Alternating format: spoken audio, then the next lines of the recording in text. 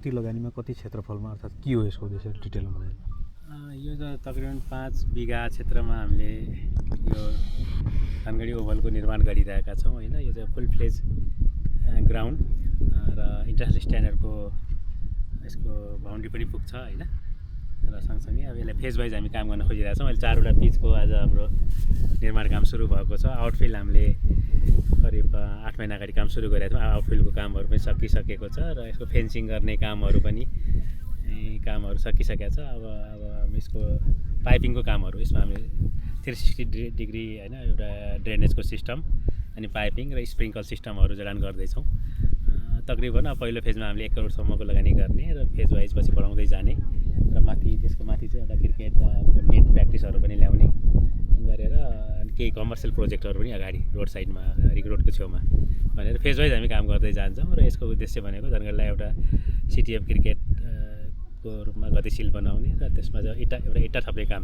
किन ग्राउन्ड अब हामीसँग फाप्ला अन्तर्राष्ट्रिय क्रिकेट रङ्गशाला भन्ने क्रममा छ र त्यहाँ EIA पनि अप्रुभ भइसकेको छ। अब त्यसको रुख कटाउने कामहरू पनि अगाडि बढ्दैछन् र आगामी आर्थिक वर्षमा फाप्लाको निर्माण काम पनि सम्पन्न हुन्छ। त्यहाँ पनि एउटा फाप्लामा पनि एउटा प्र्याक्टिस ग्राउन्ड छ। सँगसँगै भोलि अन्तर्राष्ट्रिय गेम हुँदाखेरि धनगढीमा चाहिँ थुप्रै प्र्याक्टिस ग्राउन्डहरू र सपोर्टिङ ग्राउन्डहरू पनि चाहिने र रेगुलर रूपमा अब राष्ट्रिय स्तरका प्रतियोगिताहरू अर्जुन ट्रफी लगायतका अन्य प्रतियोगिता गर्नलाई पनि ग्राउन्ड चाहिने हुनाले थुप्रै विकल्पहरू चाहिने हुनाले चाहिँ अब त्यसमा इट्टा थप्ने काम गरेको हो। र थप हामीलाई 2-4वटा मैदान यस्तो किसिमको अझै पनि चाहिन्छ हामीलाई यहाँ धनगढीलाई एउटा क्रिकेटको सिटीको रूपमा गतिशील बनाउन लागि। यो अब कहिले यसको निर्माण अन्तिम कहिले सम्पन्न हुन्छ र कहिलेबाट सञ्चालनमा आउँछ?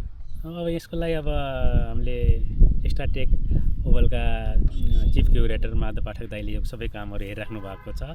राम्रो काम गर्नुभएको छ। अब आगामी 3 महिनासम्ममा यसलाई हामीले सम्पन्न गरेर र यसलाई ट्रायलको फेजमा ल्याउने भन्ने एउटा योजना बनेको छ।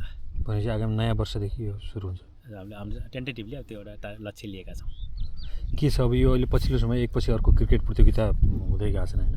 खास गरी अब अन्तर्राष्ट्रिय त अहिले हुन्छ कि हुँदैन। अब यति ठुलो यो जुन लगानी भएको छ त्यो अनुसार यहाँ अब गेमहरू हुने त्यो अनुसार प्रतिफल पाइने के छ के सोध्नु? एकदमै अब भोलिको दिनमा हामीलाई भ्याइ नै भ्याइ हुन्छ यहाँ होइन। जुन किसिमले अब फाप्लाले एउटा गति लिएको छ। अब एउटा EIA सम्पन्न भएपछि एउटा त्यो प्रोजेक्ट अब हुने ट्र्याकमा हिँडिसक्यो होइन। त्यसले गर्दा चाहिँ अब सधैँ अब फाप्लाको मेन स्टेडियमलाई पनि सधैँ प्रयोग ल्याउनमै सकिँदैन। त्यसले गर्दा चाहिँ थुप्रै ग्राउन्डहरू चाहिन्छ र सबै ग्राउन्डहरू बिजी हुन्छ जस्तो लाग्छ। अहिले पनि हेर्नुहोस् जहाँ फाप्लाको अहिले टेम्पोररी ग्राउन्ड छ जहाँ अर्जुन ट्रफी हुने गरेको छ DPL भयो त्यो ग्राउन्ड पनि हामी भनौँ न 3 साढे 3 नै बिजी हुन्छ।